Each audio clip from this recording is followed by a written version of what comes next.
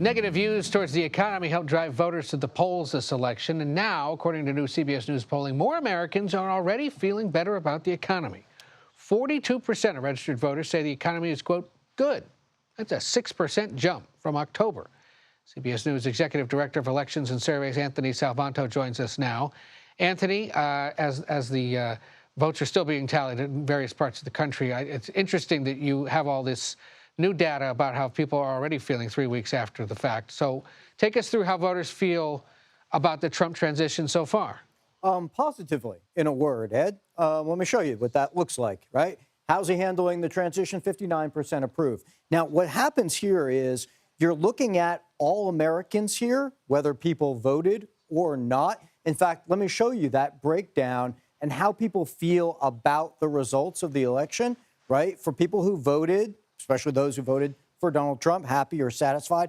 But even those who didn't vote say that they're happy or satisfied on balance. And that kind of tells you, well, they maybe let other people decide, or maybe they didn't really love either candidate, but they're happy and satisfied. That's what drives those overall Americans numbers.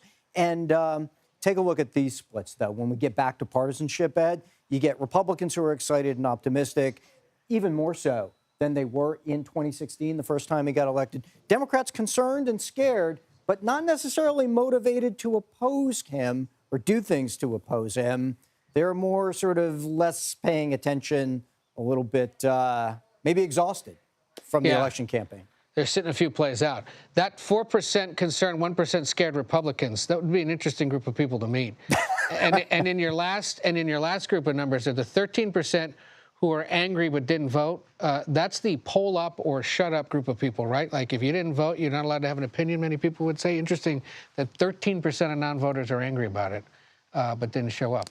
Yeah. Well, you know what? It's really important to look at people who didn't vote, because when we talk so much about the shifts that you saw in a lot of these states and a lot of even traditionally blue areas, some of that shift was people shifting votes, but some of it, especially were Democrats not showing up, which made the shift all the more pronounced. So now what do they make of his cabinet selection so far? Okay, so net positive is the short answer to that, Ed. And I'm going to scroll over here because what you're going to see is some of the particular picks. For example, Marco Rubio, right, at Secretary of State, net positive as a good choice.